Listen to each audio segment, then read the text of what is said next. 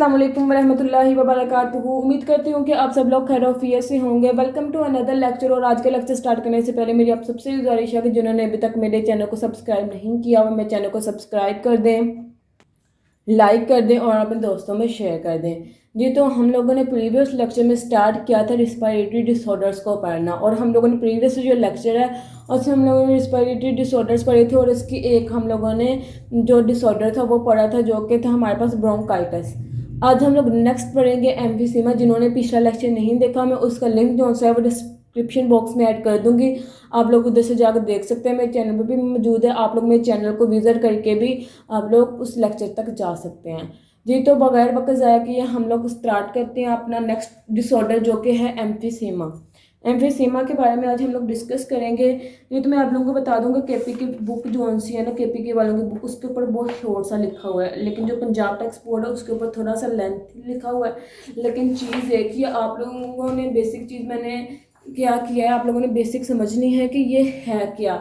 Actually जब तक हमें डिजीज़ का पता नहीं चलेगा कि वो क्या है तो हम लोगों का पढ़ने का भी कोई इतना खास फ़ायदा नहीं है। आपको समझ सारा लें, बाकी जो आप लोगों की बुक्स पे लिखा होगा आप लोग वो याद कर लीजिएगा।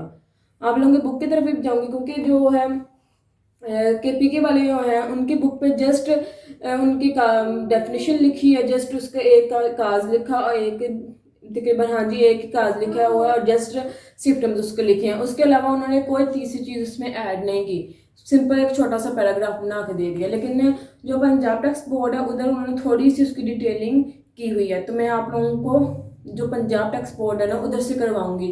और लेकिन आप लोगों ने बेसिक चीज़ आप लोगों ने, मैंने आप लोगों को पहले भी बताया कि आप लोगों ने कॉन्सेप्ट्स क्लियर करने हैं अपने, कि बेसिकली ये जो डिजीज़ है वो होती क्या है। ये नहीं आप लोगों ने करना कि हमारी बुक में तो ये है ही नहीं तो हम लोगों ने ये पढ़ना ही नहीं है, समझना नहीं है। आप समझ लो, बाकी जो आप लोगों की बुक पे होगा आप लोग वो याद कर लेना। जी, तो हम लोग बगैर वक्त ज़ाया किए स्टार्ट करते हैं।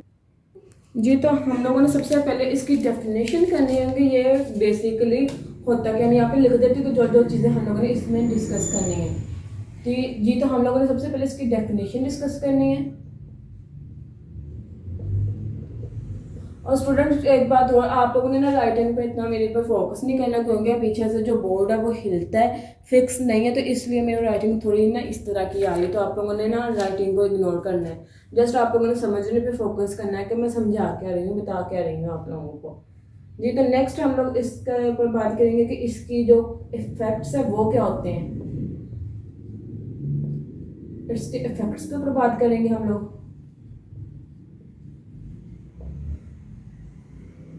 ठीक है, देन हम इसके कॉजेज पढ़ेंगे कि ये किन वजूहात की बिना पे होता है, कॉजेज पढ़ेंगे। इसके सिम्टम्स पढ़ेंगे कि इसकी सिम्टम्स क्या हैं,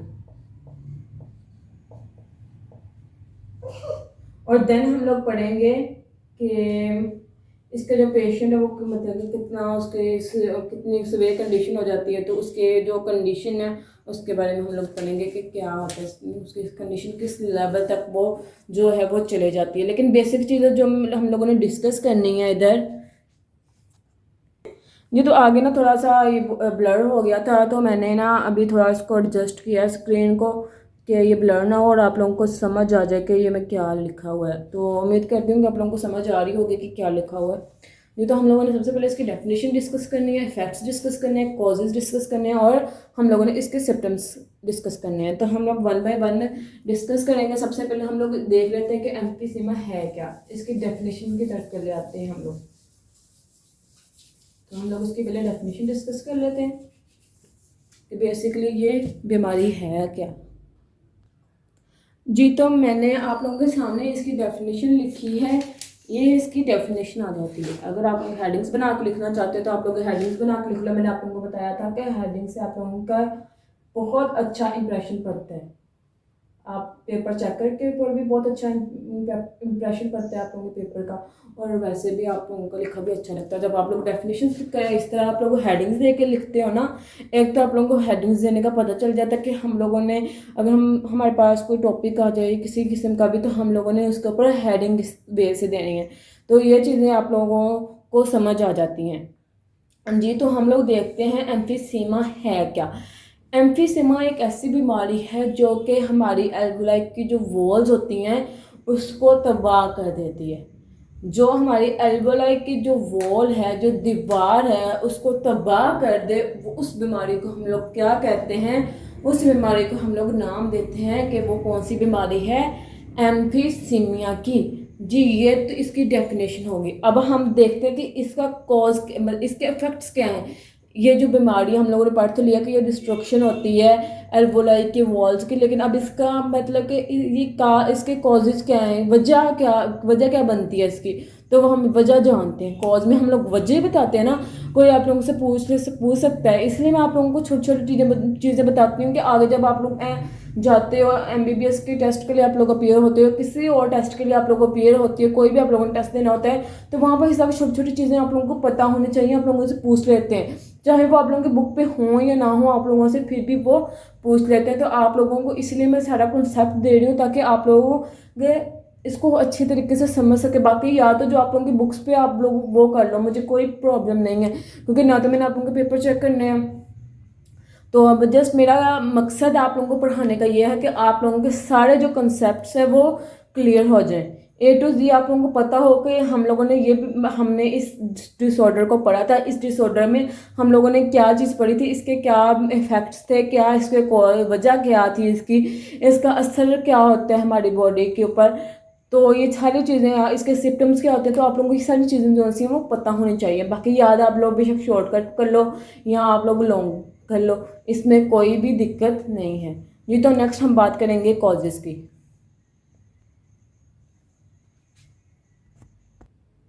नहीं, तो यहाँ पे मैंने इसके लिख दिया इफेक्ट्स। अब इसको इफेक्ट्स क्या होते हैं, बेसिकली इफेक्ट्स हमारे पास क्या होते हैं कि इसके असरात क्या होते हैं। अब वजूहात जो उसकी हैं, कॉजेज़ मैंने आप लोगों को पीछे बता तो दिए थे कि हम लोग इसमें कॉजेज़ पे डिस्कस करेंगे, लेकिन मैंने अभी बुक पे देखा है तो इसके कॉजेज़ हमें गिवन नहीं है कि इसके वजूहात क्या हैं, किन वजूहात की बिना पर ये हमें एम्फीसीमिया होता है, वो हमें उन्होंने नहीं बताई हुई कि कौन सी इसकी वजूहात होती हैं। तो वो यहाँ पर हमें उन्होंने मैंशन नहीं किया हुआ लेकिन उन्होंने हमें इफेक्ट्स इसके बता दिए कि इसके जो असरात हैं वो क्या होते हैं और वो किस तरह मतलब के होते हैं, उसके असरात किस किस्म के होते हैं। जी, तो वो कह रहे हैं कि it results in larger sex. कहते हैं कि इसके नतीजे में क्या होता है, जब एम्फीसीमिया हो जाता है तो क्या होता है कि हमारे जो मतलब के हमारा जो होता है, जैसे कहते हैं हम एल्वोलाई, हमारे जो एल्वोलाई होती है ना, एल्वोलाई की जो वॉल्स होती हैं उसमें बड़े बड़े सी थैलियाँ बन जाती हैं, लार्जर सैक्स, बड़ी बड़ी क्या बन जाती हैं, उसमें थैलियाँ बन जाती हैं।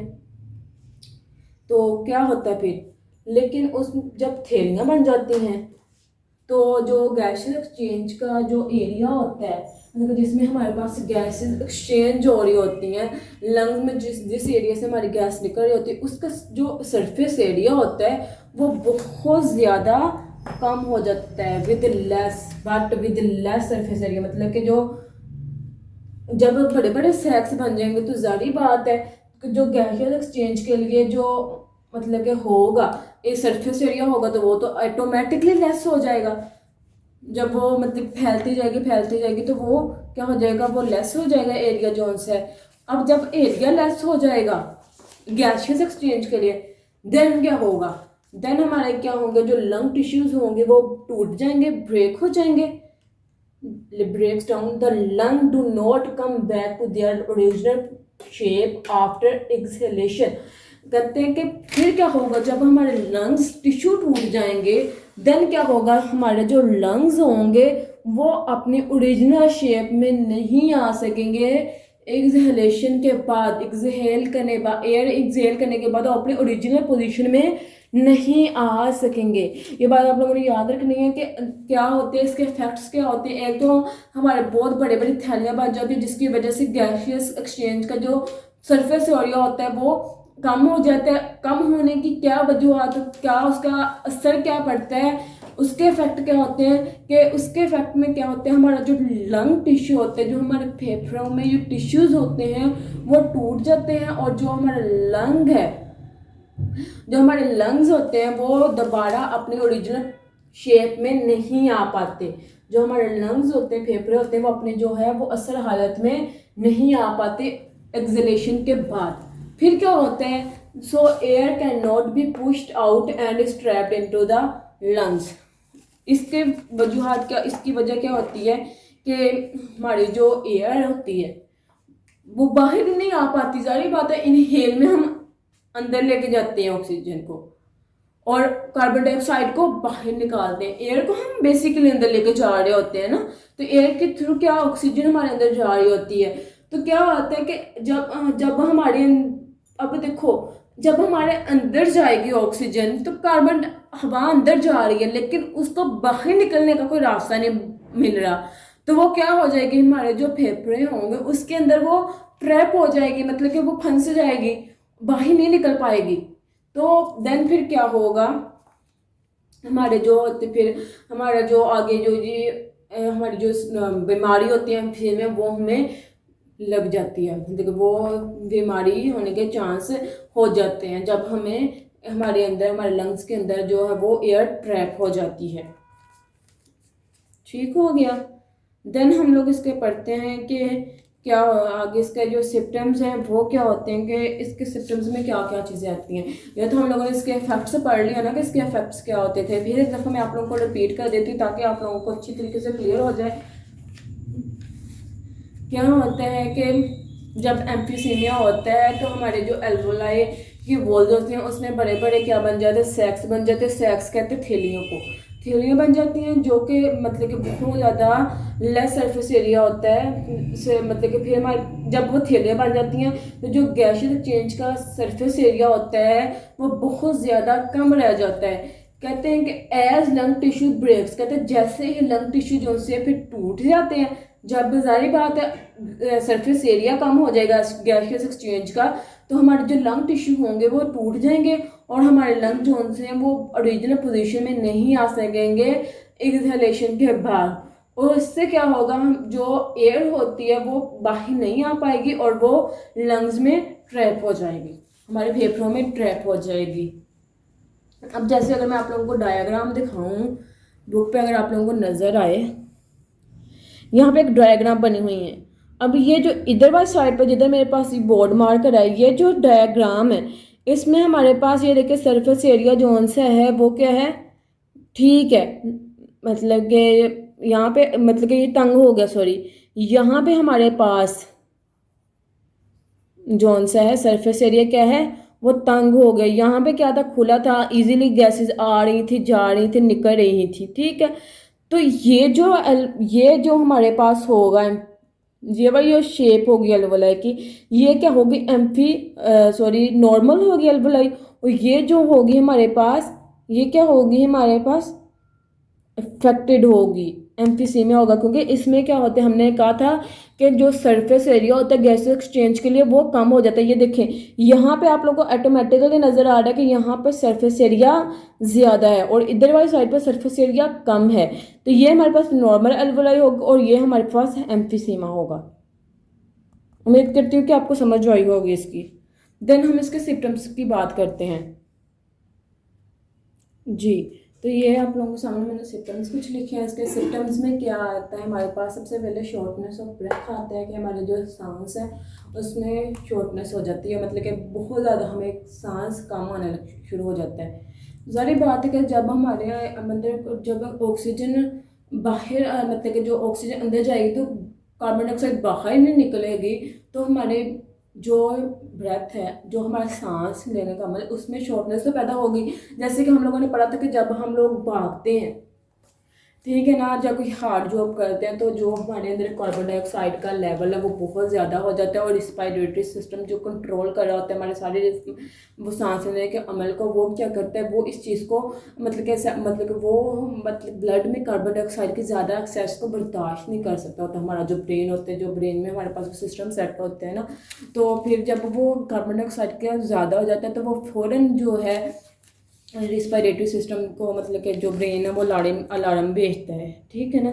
जो हमारा रिस्पायरेटरी सेंटर होता है, रिस्पायरेटरी सेंटर को वो फ़ौरन क्या भेजता है, एक पैगाम भेजता है। तो वो रिस्पायरेटरी जो सिस्टम होता है वो हमारे रिब्स मसल को कहता है, डायफ्राम को कहता है कि वो अपना जो रेट ऑफ ब्रीथिंग है वो इंक्रीज़ कर दे, जिसकी वजह से जो हमारे पास जो एक्स्ट्रा कार्बन डाइऑक्साइड होती है वो निकल जाती है। लेकिन जब हमारे पास कार्बन डाइऑक्साइड अंदर ट्रैप हो जाएगी, उसका कोई वे होगा निकलने के लिए, मतलब कि जब हमारे पास इतनी शॉर्टनेस हो जाएगी जगह की, तो जाहिर बात है फिर हमें सांस लेने में भी तो दिक्कत आएगी, हमें सही तरह से प्रॉपरली सांस नहीं आएगा। अब जैसे देखो, आप लोग जब भागते हो तो आप लोगों का कार्बन डाइऑक्साइड बहुत ज़्यादा हुई होती है, तो कार्बन डाइ आप लोग मतलब किसी तरह से सांस नहीं ले पा रहे होते, आप लोगों का जो बहुत तेज दिल की धड़कन जो होती है वो बहुत ज़्यादा तेज हो जाती है। तो इसी तरह से जब जब हमें क्या होती है, बेसिकली शॉर्टनेस ऑफ ब्रेथ हो जाती है, क्योंकि हमें ऑक्सीजन प्रॉपरली मिलने रही होती, कार्बन डाइऑक्साइड की जो होती है वो मकदार वो बहुत ज़्यादा हो गई होती है, इस वजह से वो आस्ता आस्ता निकलते तो हम अपने जो नॉर्मल कंडीशन में आते हैं। तो इसमें क्या होता है कि हमारे पास शॉर्टनेस ऑफ ब्रेथ हो जाती है। दूसरी बात, फटीग, हमें थकन बहुत ज़्यादा होती है।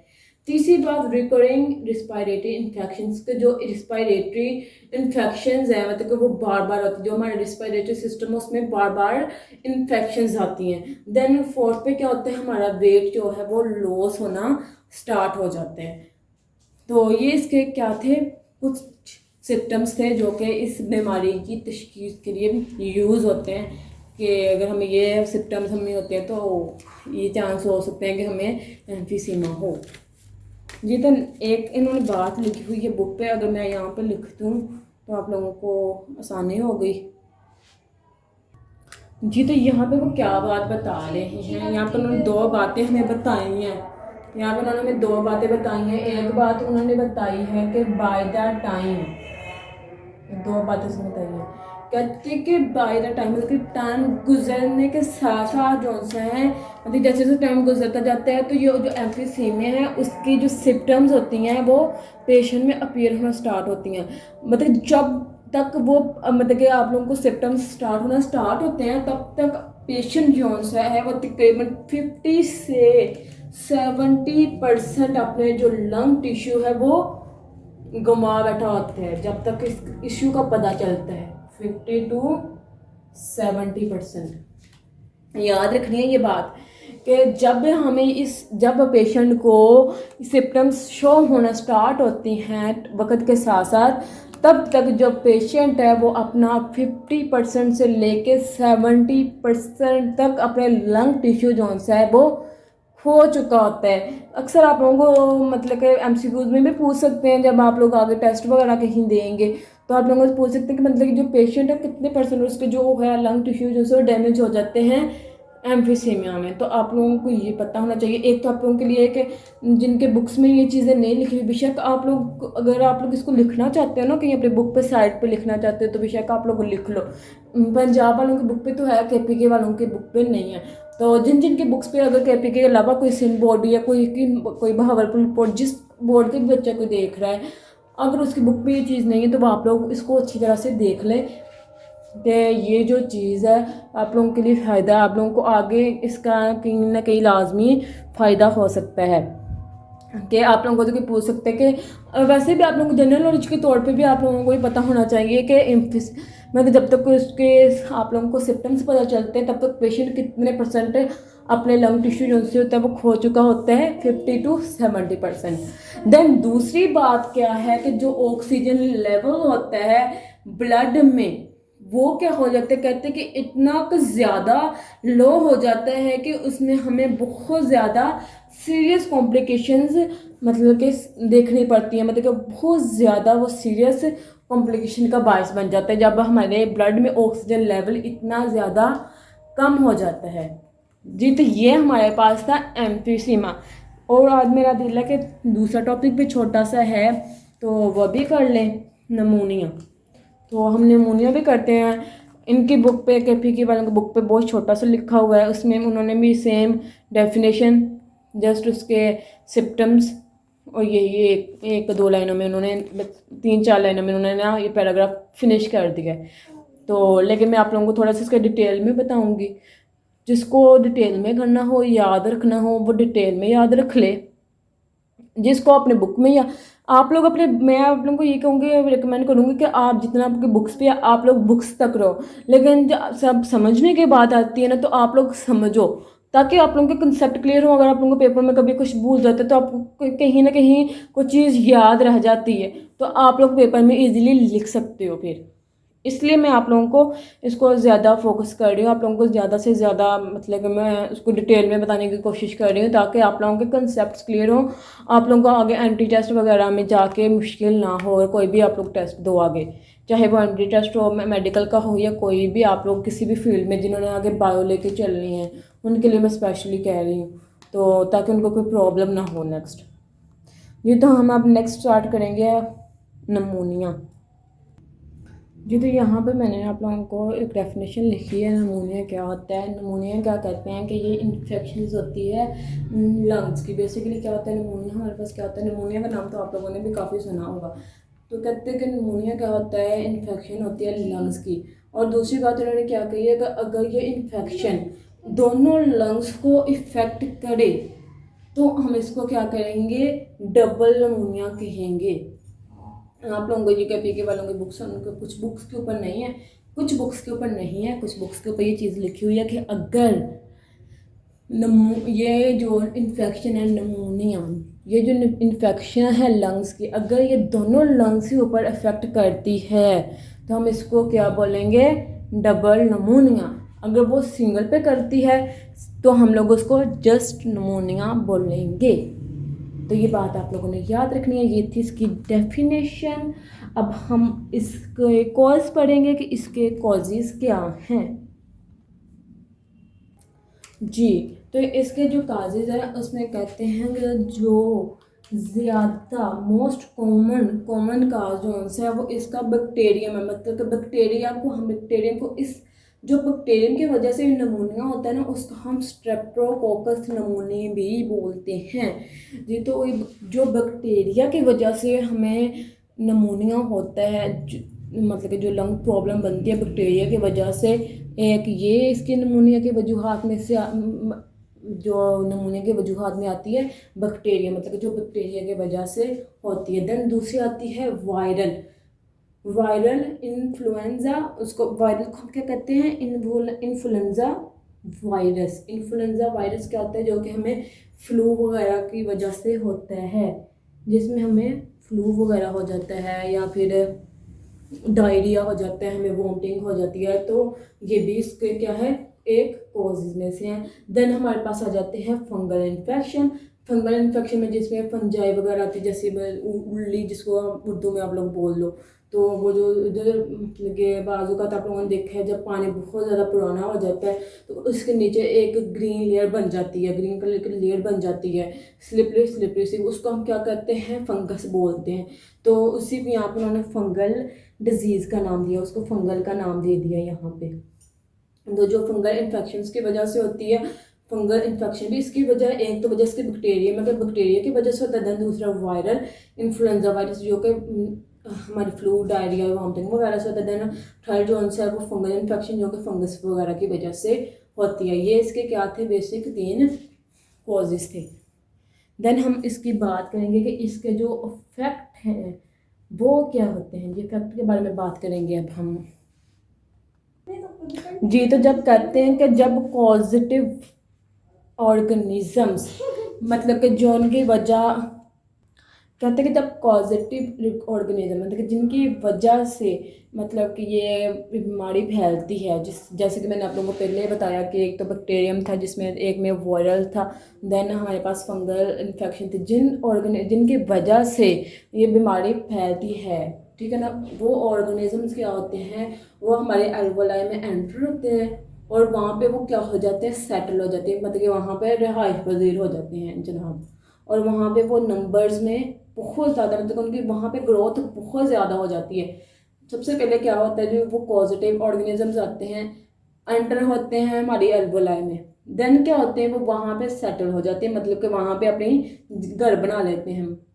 और बाद में जी क्या करते हैं, वहाँ पे वो मतलब वहाँ पे वो ग्रो होना शुरू हो जाते हैं, मतलब कि नंबर्स में, मतलब कि नंबर्स का मतलब होता है कि वो बहुत ज़्यादा तादाद में वहाँ पे क्या होना शुरू हो जाते हैं, पैदा होना शुरू हो जाते हैं, मतलब कि अपने ग्रोथ करना स्टार्ट कर देते हैं बहुत ज़्यादा। मतलब कि एक इन्फेक्शन से बहुत ज़्यादा आगे से आगे वो इन्फेक्शन करना स्टार्ट कर देते हैं, अपनी ग्रोथ वो स्टार्ट कर देते हैं। अब जब उनकी ग्रो इतने ज़्यादा नंबर्स में वो ग्रो हो जाते हैं, देन हमारे पास क्या होता है, हमारे जो लंग्स होते हैं, लंग्स टिश्यूज जो से होते हैं वो क्या हो जाते हैं, ब्रेक हो जाते हैं, टूट जाते हैं। और जो एरिया होता है वो क्या मतलब जो एरिया होता है वो फ्लूइड, मतलब कि कोई भी पानी जैसा जो फ्लूइड होता है उससे वो बढ़ जाता है, और पस से मतलब कि पस और फ्लूइड से वो क्या हो जाता है, फिल हो जाता है।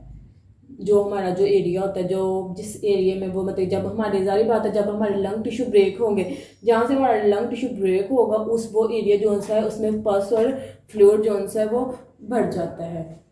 तो ये इसके इफेक्ट से अब हम लोग इसके देखेंगे सिम्टम्स, किसके सिम्टम्स क्या हैं, क्या वजूहत हैं, मतलब किन वजह से ये होता है, कि कौन कौन से सिम्टम्स, मतलब कौन कौन से इसकी अलामात हैं।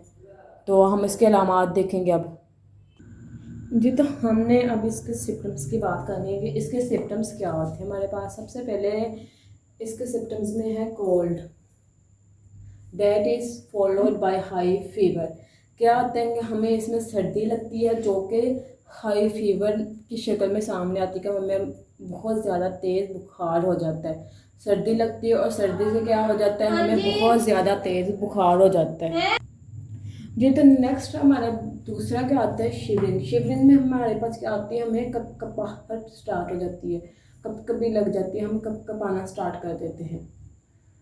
नेक्स्ट क्या होता है, a cold with spectrum production.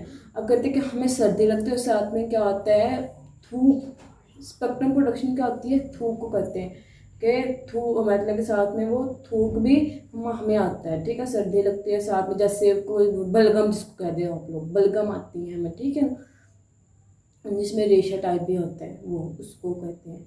Then हमारे पास आती है शॉर्ट ऑफ ब्रेथ, मतलब कि हमें सांस में भी मतलब कि जो सांस लेने का अमल होता है वो भी, उसमें भी शॉर्टेज हो जाती है, हमें सांस मुश्किल आता है, सांस की बंदिश हो जाती है।